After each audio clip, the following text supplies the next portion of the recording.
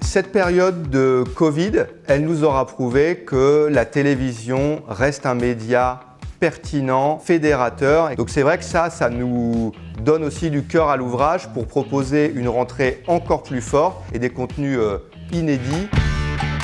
À l'occasion d'un webinar spécial programme organisé par TF1 Pub, nous sommes allés à la rencontre de Xavier Gandon, directeur des antennes du groupe TF1. Il nous a dévoilé la stratégie de rentrée pour la chaîne. Accrochez-vous, ça promet. Et maintenant, est-ce qu'on peut commencer ? Sur le divertissement, on va bénéficier du retour de toutes nos grandes marques puisqu'on va pouvoir tourner une nouvelle saison de Masked Singer. On a vécu une histoire pendant cette période de Covid incroyable avec Koh-Lanta, avec une saison qui a battu des records d'audience depuis 10 ans. Et là encore, quelques surprises à découvrir à la rentrée. Après The Voice, place à Voice Kids avec une nouvelle saison et l'arrivée de Kenji Girac dans le jury. Mais quelle équipe on a ? Et puis ce sera bien évidemment également le retour de Danse avec les stars et de Ninja Warrior. Et puis, cette saison, une nouveauté très ambitieuse, un grand jeu d'aventure dans lequel des célébrités vont rechercher un trésor en s'inspirant des codes modernes de Casa de Papel au film Marvel de super-héros. C'est produit par Arthur, ce sera présenté par Denis Brognard et ça s'appelle District 7. Côté série US, la série médicale est clairement le nouveau genre roi. Lancé pendant le confinement, The Resident a été un des grands succès de la période. 5 millions de téléspectateurs en moyenne, 35% sur les cibles de moins de 50 ans.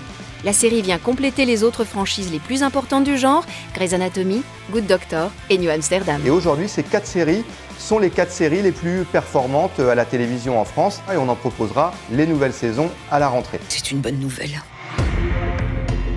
On a envie de proposer au public TF1 des séries d'un nouveau genre en allant chercher dans l'univers un peu plus sophistiqué de la télévision payante. Et on a fait le pari d'acheter 2 séries. Dirty John, qui a été diffusé sur Netflix et qu'on proposera en première fenêtre free sur TF1.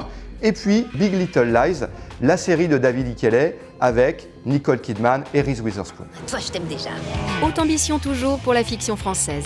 Au programme, une nouvelle saison pour Balthazar, mais aussi pour Clem et pour Infidèle. Et puis, ce sera aussi Grand Hôtel, une saga qui réunit tous les ingrédients du genre avec un casting prestigieux, Carole Bouquet, Bruno Solo ou encore pour la première fois à la télévision, Alain Fabien Delon. On a aussi une nouvelle série policière qui s'appelle HPI. Au potentiel intellectuel. HPI. On pourrait qualifier un peu de déglingo. 2, 3. Là aussi, on va beaucoup en parler, l'adaptation de l'affaire Grégory en série avec un casting prestigieux. Laurence Arnay, Gérard Jugnot, Michael Youn, Benjamin Biolay, Gilbert Melki. Et puis enfin, on va aborder le genre un peu mafia avec un juge intègre qui sera interprété par Cadmerade et qui sera opposé à un grand patron de la mafia. Côté cinéma, les rediffusions de grandes sagas auront rythmé nos soirées de confinement. Place désormais à l'inédit. Du coup, on a une offre d'inédit qui sera logiquement renforcée sur cette rentrée, de Star is Born à Star Wars, Ocean's 8, 50 Shades of Grey, les films Marvel ou Fast and Furious 8. Et puis, les grands succès récents de la comédie française, La Ch'tite Famille, Taxi 5, Tout le monde debout avec Franck Dubosc ou encore Le Grand Bain.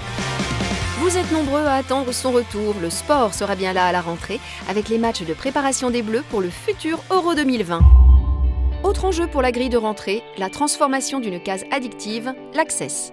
On l'a initié en 2017 avec Demain nous appartient, notre feuilleton quotidien qui est un grand succès aujourd'hui.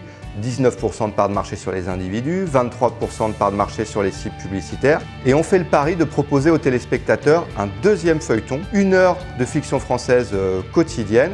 Ça va s'appeler Ici tout commence et on le proposera à l'automne aux téléspectateurs de TF1.